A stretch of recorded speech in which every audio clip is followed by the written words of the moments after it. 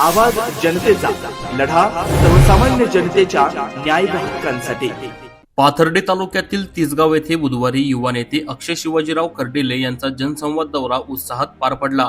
येथील सिद्धिविनायक मंगल कार्यालयात आयोजित बैठकीत विविध गावातील नागरिकांनी मोठ्या संख्येने उपस्थित राहून आपल्या समस्या मांडल्या। सकाळपासून सुरू झालेल्या दौऱ्यात तिसगावसह शिरापूर, करडवाडी, घाटशिरस, सोमठाणे, निंबोडी, मांडवे, सातवड, दगडवाडी, देवराई, पारेवाडी, त्रिभुवनवाडी, कौडगाव, आठरे, मोहोज खुर्द, मोहोज बुद्रुक, करंजी, कान्होबावाडी आणि खंडोबावाडी या गावांचा समावेश होता।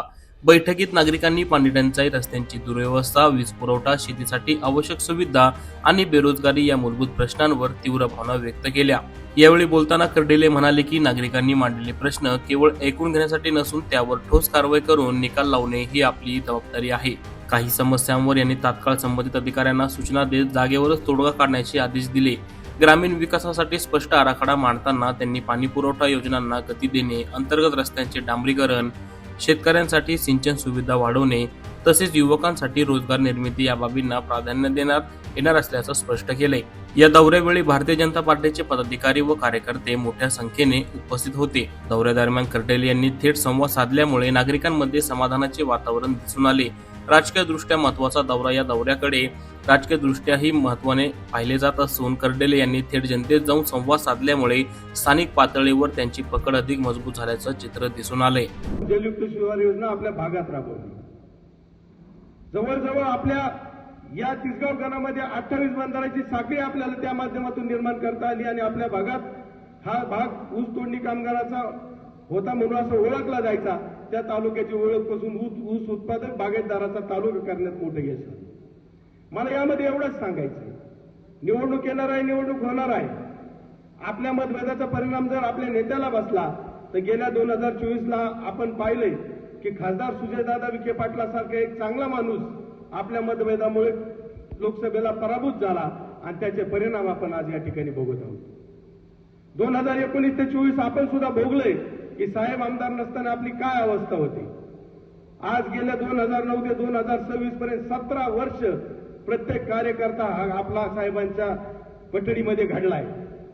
आज आपण जर अक्षयदादाला आमदार केलं नाही किंवा इथं अलगदरीपणा केला तर 17 वर्षाचं केलेली तपश्चर्या आपली वाया जाणार आहे।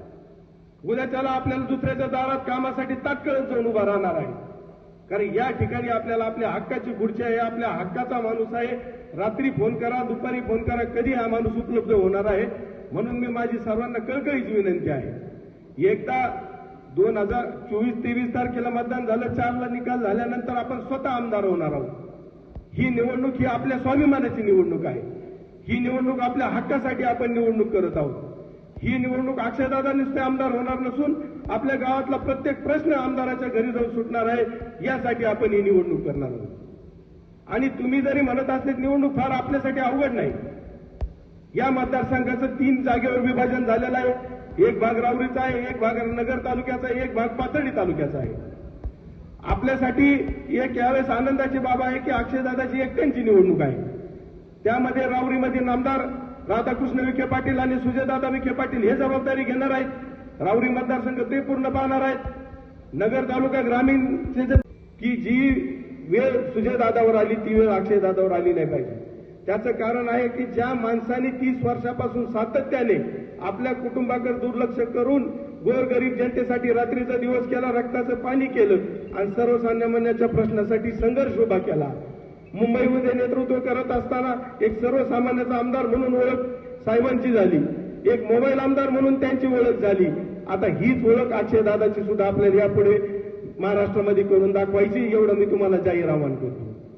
अक्षयदादाला सुद्धा अनुभवाची कुठलीही कमी नाही। अक्षयदादांनी गेल्या 9 वर्षापासून सातत्याने मतदारसंघ पिंजून काढलाय।